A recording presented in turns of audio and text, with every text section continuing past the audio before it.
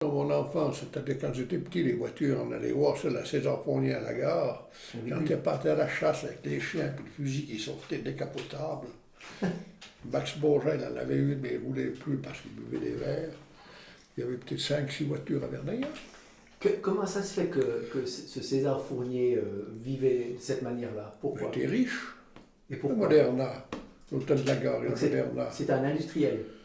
Le Moderna, l'hôtel de la gare, c'était des gens qui avaient du pognon. Et il a à la chasse où? Oh non, je sais pas.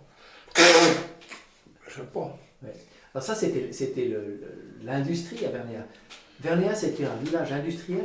Alors, à Verneuil, il y a eu 3 phases industrielles. Il y a eu la première phase industrielle quand Stecklin a fait l'usine électrique avec des partenaires. Stecklin, c'était l'usine de Bade, puis qu'il a fait l'usine de carbure.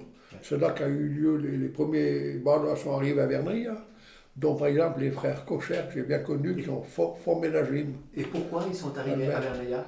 Parce que Stecklin est venu avec. Et pourquoi il est venu ici? Mais il avait besoin de ses ouvriers, des spécialistes. Mais pourquoi il est venu ici à Vernéa? Parce qu'il y avait la chute d'eau, parce qu'il y avait l'usine électrique. La première usine du Valais? Oh, je crois que c'est la deuxième. Celle, L'une des premières. On allait où il y avait l'électricité. celle qui est Parce qu'à ce désaffectée moment-là, on maintenant. ne pouvait pas transporter le courant très loin comme Ouais. maintenant. Ouais. Donc qu'est-ce qu'il faisait de Ça, cette c'est vrai. électricité? Hein? Qu'est-ce qu'il faisait de cette électricité? Ben, je sais que j'ai marché son usine, il fabriquait le carbure, moi je ne sais pas comment. Et puis après, il y a eu je pense pour la commune aussi, Qu'est-ce qu'il faisait de cette électricité? mais pour l'industrie, puisqu'il avait une usine chimique à Verneuil. Qu'est-ce qu'il fabriquait? Alors, en tout cas du carbure, mais le reste, je ne sais pas. Alors, sûrement un tas d'autres produits, parce qu'on ne fait pas encore produire. D'accord. Du Ça, c'est carbure. la première phase industrielle. L'usine de carbure.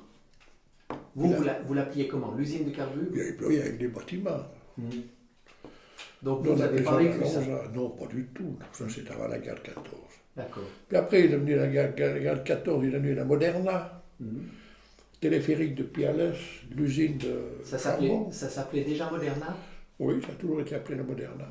Euh, Alors moi, je me rappelle, j'ai jamais vu en C'était la exploitation. briqueterie. Oui. Et moi, j'ai jamais vu en usine, parce qu'après, avec la guerre, c'était plus...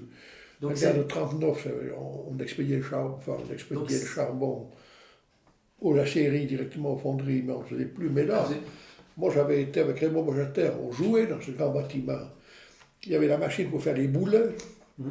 Donc il faisait à partir de détritus Alors, il s'était de charbon, déchiqueté, il faisait des boulets broyé, et et il des y avait un briquettes. gros cylindre avec des trous comme ça, puis ça passait dedans, puis ça moulait, tu vois, comme un rouleau. Ouais. Donc il faisait des Des boulets et des briquettes avec Les le... briquettes, oui, mais j'ai jamais vu de briquettes parce qu'on n'a pas vu l'usine. Mais les boulets, j'ai vu les machines. Ouais. On dit quand même que c'était une briqueterie. On appelait ça briqueterie, parce qu'ils faisaient des briquettes, sûrement. Sûrement. C'était le moyen de commercialiser le charbon de ces mines, Vendre le charbon pour les moyens. les fourneaux. bien sûr. Puis c'est après qu'il est venu la Moderna. Puis après l'exploitation du charbon a cessé. Puis c'est là que Léon Beauchâtel, qui avait une rentable. caisserie à Evionna, une petite... comment il s'est abouché avec César Fournier, je ne sais pas. Mais ils ont développé la caisserie, elles sont venues à Verneuil. Alors la première caisserie, usine, était où le bâtiment où grand-papa habitait, chez Focht. C'était là. C'était un hangar dans lequel on clouait des caisses. Là, c'était en mur, en béton autour. J'avais une scierie dans le temps, je pense. C'est comme ça Qu'est-ce qu'il faisait dans cette caisserie? Des caisses à pommes, Léon Beauchâtel, les premières choses qu'il faisait, c'était des caisses. Il faisait comment? Hein? Tu sais comment il les faisait? Oh, ben, comment on fait des caisses normalement aussi, du bon ruban pour les clous. Voilà. Donc c'était totalement artisanal. Oh, mais des caisses à toujours les artisanales, des caisses à pommes. Mais assez rapidement, c'est devenu industriel. Alors après, Léon Beauchâtel, je pense qu'il a voyagé ou il s'est rendu compte que ces emballages avec les fruits et tout, c'est lui qui a développé ça. Le bois déroulé. Sûrement ça se faisait ailleurs. Alors là, après, il y a eu des machines, des dérouleuses, on faisait des... Et moi, j'ai monté là, quand j'étais mécanicien, j'ai monté là en 1953, la première automate pour faire des cajots d'abricots. On avait 4 têtes pour agrafer d'un coup 4. Le plateau avançait, puis on avait une came, puis ça agrafait les 4. Donc c'était une fabrication industrielle de plateaux d'emballage. Voilà. Voilà. Et Et moi, après, ils ont modernisé beaucoup de moi, choses. 20 ans plus tard, j'ai aussi travaillé là. à Ah la non, il n'y en a chaîne. pas un à Verneuil qui n'a pas travaillé là entre le collège et l'été. C'était tout le monde allait là. Pour gagner un peu d'argent, à l'école, je sortais, tout le monde allait mettre des coins sur des machines, je dis ça arrive là. Mais tu sais, moi je me rappelle Bernard, avant d'aller à la Moderna, avec Marcel Gaiban, Walter Mose et tout, ils ont travaillé chez Bourgeat, François Bourgeat, là, les paysans. Comme moi j'allais chez Pignat, eux, Oui. j'allais chez... Vous avez eu tous un peu le même parcours. Ouais.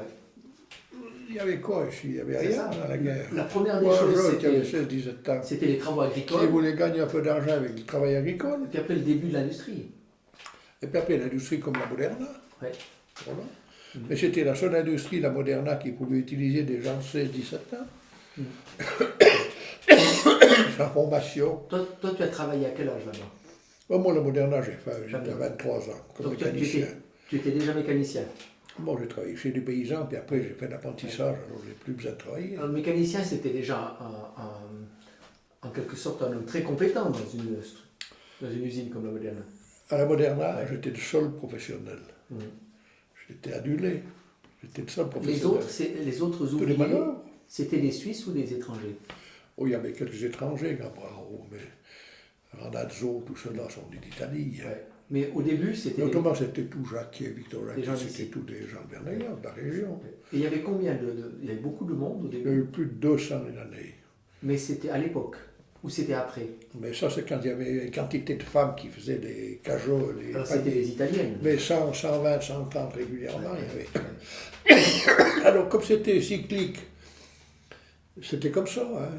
S'il y avait les abricotiers gelés, ben, il y avait 40 de Saxons romains qui venaient, ben, c'est comme ça. Mhm. Tu pouvais qu'embaucher à la demande. Hein. Mais c'était les gens qui venaient Et puis travailler l'hiver, là, c'était fermé. c'était les gens qui produisaient aussi? Qui produisaient de Non, l'abricot? mais si tu avais besoin de main-d'œuvre, ils appelaient la main-d'œuvre. Puis Ouais. comme les gens étaient condamnés, moi je me rappelle qu'il y avait une quantité de femmes qui venaient. Ils avaient modifié l'horaire du travail pour les trains. Parce qu'il y avait un train qui partait à midi moins 10 pour qu'ils puissent rentrer chez eux. Ils commençaient le travail plus vite le matin pour arrêter plus vite pour ne pas prendre le train pour aller dîner à Saxon Ouais. ou Fuy ou Puis ils Martigny. rentraient, et puis ils revenaient Et puis travailler. ils revenaient. Hein. Mhm. Ils revenaient, ils partis. Hein. Et puis après la guerre, c'est surtout les Italiens qui sont venus travailler là. Non, après la guerre, beaucoup, les Borgia, là, les Papa Joseph, tous ces Victor Jacquier, tous ceux-là ont tous travaillé à la Moderne. Longtemps? Fournier, qui était toujours chez Papa, César Guéban, tous ceux-là ont fait 30, 40 ans la Moderne. Mal payé, mais quand même à la Et c'est Moderne. devenu quand une usine qui a utilisé essentiellement une main-d'œuvre étrangère? Oh, jamais, on utilisait tout le temps des gens de la région. Mais seulement, c'est comme Randazzo, le père Randazzo était venu dans l'habitat en face. Mais à l'époque où moi j'y ai travaillé, c'était 95% d'Italiens. Après, Oui. ça c'est après, ça c'est la deuxième génération. Ouais. Tout cela, c'était tous les Italiens. Après, les Suisses ne voulaient plus travailler là, Voilà. parce qu'ils étaient mal payés ou bien ils travaillaient ailleurs. Donc à partir des années 50, juste comme ça. 60. 60. 60. Mhm. Parce que les autres sont plus vieux, ils ont disparu. Ouais.